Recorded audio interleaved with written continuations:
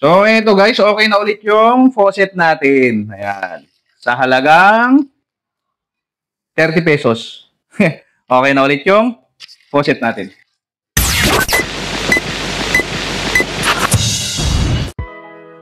Ganito rin ba yung problema sa mga faucet nyo guys? Ayan yung may natulo. Ganito. O di kaya naman, pag pinost mo, lalong lumalakas. O di kaya may natulong konti. Tapos kailangan pang i-tempo mo kung saan siya, yan. Wala na, di ba? Kung may problema to. Yan. So, ito yung ayusin natin. Kasi pag bibili ka ng ganito, lalo na yung original, may kamahalan. Yun. So, dito, ang gagawin natin is, ito lang. Ito lang siya, guys. Pumili tayo sa, ayan, mura lang to. 30 pesos. Ayan. Kasi may kukunin tayo dito para hindi na natin kailangan palitan pa yung buo. Okay? Boarding house pala to, guys. So, nagka-problema yung gripo nila. Ayan. So, ayusin natin. Bago natin gawin yun guys, ayan, kailangan muna nating patayin yung pinaka-source ng tubig sa labas.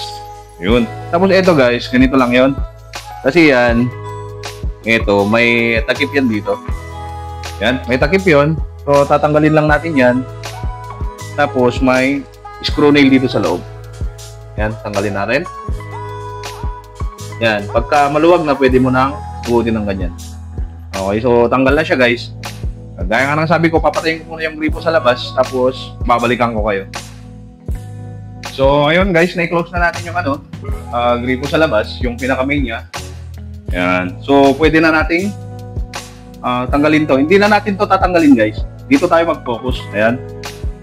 Tatanggalin natin to. Kasi nandito yung problema. Kasi guys, yan, sa Tagalan kasi yan, sa kapipihit ng ganyan, ayun, may mga rubber kasi sa loob nito guys. May mga rubber yan. Ayun, so patay na siya. May mga rubber yan, so sa katagalan, nagagastos din yun. So, kailangan nating palitan. So, imbes na bumili ka ng bago, ayan, gawan muna natin ng paraan, kasi pwede pa naman, di ba? Yan. Applicable to guys sa mga nagdi-DIY, mga nagtitipid ganyan, so pwede pa to. Ayan. Pwede pa nating ayusin to sa halagang 30 pesos. Bale, nabili ko kasi ito guys, 30 pesos lang. Yan. Kasi may kukunin tayong part dito para maging okay ulit tong gripo natin. Yan. So, ito guys, sinishare ko sa mga mga hindi pa nakakaalam. Yan. Sa mga baguhan, sa mga gustong mag-DIY, diba? So, ito, tanggalin natin. Ayan. Ito yung guys, may pondo pa siya. Ito yung pinaka ng gripo, di ba? Pinaka-loob niya, mechanic siya. So ito guys, nandito yung problema. Wala doon. Nandito yung problema kaya nagkakalit. So ang gagawin natin, tatanggalin natin to. Tinanggal natin to, tapos ito naman yung isa. Ayan. May ganitong piyesa rin yan. Yung tinanggal natin doon, meron din dito. So, tatanggalin din lang natin yung piyesa nito. Tapos, papalit natin dito. Di ba? So, guys, papaklasin ko lang. Ayan. So, dito, may yan. May tawag dito, pinapahang sticker, nakatakip kasi andyan, may tornilyo yan guys. May tornilyo siya. So, ito, natanggal ko na. Ayan. May siya dito. So, tanggalin lang natin. Ayan. Tapos pagkatanggal yan guys, ito yung sinasabi ko, tingnan nyo guys. Ayan o, ito. Di ba? Yun. Parehong-pareho, di ba? Ayan. So, tanggalin natin. Ayan. So, ito siya guys. Tanggalin lang natin. Ayan na. So, ito siya guys. Di ba? Ngayon, kung ito nga galing dito, ngayon, kung compatible na siya dito guys, kung compatible na siya dito, so ipapalit mo na lang siya, di ba? Ilalagay mo na lang. Di ba? Ito, karamihan sa mga faucet is pwede, diretso, pwede na yung thread niya. Ngayon, kapag hindi naman siya nag-fit, kasi dito gawa ng to guys, sa may pinaka-thread niya. Yan dito. Yan. So, ang gagawin natin, pag hindi siya nag-fit, tatanggalin lang natin yung mga piyesa nito. Natatanggal yan guys. tatanggal. Ito yung mga sinasabi ko sa inyong mga rubber guys. Oh. Ito, napupudpud yan. Ito, napipit-pit yan. Mga yan. Tapos, mamaya sa loob, may rubber din yan. Papakita ko sa inyo. Ngayon, kung hindi mo alam kung tawag dito, pag binaklas mo, tapos baka mamaya hindi mo alam kung paano ibalik, mas mainam na videohan mo. Diba? Para pagka binalik mo, madali na lang. So, ngayon, gagawin natin is tatanggalin ko lang yung rubber niya. Ito guys. Tanggalin natin yung rubber. Tapos tulak natin dito. Takpan mo dito tapos tulak mo dito. Ayan. So meron din yan. Dalawang. Ito guys. Pyesa dyan. Tapos ito na. So natanggal na natin. Ito. Saka mo yung mga tawag dito. Mga to is ililipat natin lahat sa may isang dito. Alam niyo kung bakit? Kasi hindi kasi fit yung thread nito. Yun lang naman yung naging problema. Hindi kasi fit yung thread nito. Paano ko nasabi? Tinesting ko na yung kanina guys bago ko ginawan ng video. So, tatanggalin din natin to guys. Ito sa luma.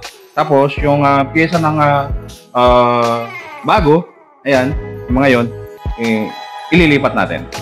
Ganyan lang naman magtanggal guys. May rubber yan. Kung paano natin tinanggal yung sa kanina, ganon din dito. Ayan, may rubber to. Wala. Umigas na. So, ayan. Tanggal na, may rubber. Tapos, ganon din yung guys. Ayan, yung mga pinaka-pyesa niya sa loob. Tulak lang natin kasi matigas to. Ayan. So, ayan na siya guys. Natanggal ko na. Ayan. Itong mga to guys, hindi na natin ibabalik. Nandito kasi yung problema guys eh. Ayan. Tatanggalin na natin yan. Ang kukunin lang natin is ito kasi nandito yung pinaka-thread niya. Di ba? Nandito yung pinaka-thread na fit doon sa may tawag dito. Yun, doon. Kasi ito yung tinanggal natin. Di ba? Hope na nasusundan nyo guys. So, ito naman yung galing sa bago. Ayan, sasalpak na natin. Ayan. Ito nga pala yung dalawang rubber guys, oh. Ayan, oh. O-ring, dalawa. Rubber yan guys. Nagkokos din yan ng pagtagas. So, ganyan lang guys. Pasok mo lang, pero wag mo muna isagad. Yan. Tapos, ilagay mo to. Yan, kasi sensya na malabo ah. Ayun, parang may gatla siya, di ba? Tapos, papasok mo siya dito sa may ganito niya. Ayan siya. Okay. Pasok mo siyang ganyan. Tapos, wag mo munang itulak. Ilagay mo muna to. Ayan. Tapos may parang rin yan guys, parang may ayan no. Kung guys nakikita nyo, parang may kanal siya. Ipapasok mo lang siya dun. Dapat tatapat mo lang siya bago mo itulak. Ayan, huwag nyo na muna pansinin yung kuko ko. Pukpuk yan dati ng martilyo. So, eto na guys. Ayan na siya. Pero kulang pa yan sa tulak. So, itutulak natin gamit yung screw. Ayan, tulak lang natin. Ayan, tumunog na siya. Yun, sumagad na guys. Tapos, ito is ilalagay din natin. Yan. So, yun lang guys. Ganun lang kasimple. Di ba? Napaka basic. Ayan. Oh, sabi ko nga, sa mga nagtitipid, pwede to. Sa mga nag-DIY, pwede to. Ayan, di ba? So, boarding house to, hindi kailangang palit ng bago hanggat may paraan pa naman, may gawan ng paraan. Di ba? So, ayan. Naikabit na natin. Ayan. Ngayon, higpitan lang natin ng konti. Huwag yung pinaka, guys, huwag yung masyadong may higpit naman, yung pag-higpit. Yung tama lang. Ayan. Maluwag pa. Higpitan lang natin. So, yan. Okay na siya. Ngayon, balik lang natin dito. Balik lang natin. Yung tinanggal natin kanina. Ayan. Check natin yung pagka-close. Ayan. Close nito is clockwise. Yung open nito is counter. So, ayan. Ngayon, okay na siya. Balik lang natin yung tornilyo. Ayan. Itong tornilyo na lang ng bago. Ayan. Balik lang natin. Ayan. Tapos yung pinakatakip, balik na rin natin. Ayan na siya. So, bubuksan natin dun sa pinaka-main guys. Tapos, i-check natin kung okay na yung ginawa nating faucet, yung repair natin. So, ito guys, moment of truth. Nabuksan ko na dun sa pinaka-main niya sa labas. Yan, sa ball valve niya. So, check natin guys kung okay na. Kung kanina, kahit naka-off is, naka-close is natulo siya, di ba? Yan, kung kailangan mo pang hanapin kung saan yung na hindi siya natulo. Pero ngayon guys, ayan, naka-close siya. Walang tumutulo. Sinyales yan na okay yung ginawa natin, di ba? So, buksan natin. Ayun. Ayan, nagana siya. Patayin. Buksan. Patayin. Okay, buksan. Patayin. So, ayan guys, okay na ulit yung yung pag-DIY natin, yung repair natin. Yan, okay na ulit. Yung gripo, imbes na bumili ka ng buo, yan, kung naman, pwede pa naman gawan ng paraan, ito na yung hinahanap kong video. Ayan. Pero kung mapera ka, sabi ko nga, di bumili ka ng bago, di ba? Yun. So, okay na ulit yung ginawa nating faucet, guys. Ayan. Sa halagang 30 pesos, di ba? So, okay na ulit guys. So, hanggang dito na lang guys. Maraming salamat sa panonood sa mga vlogs ko.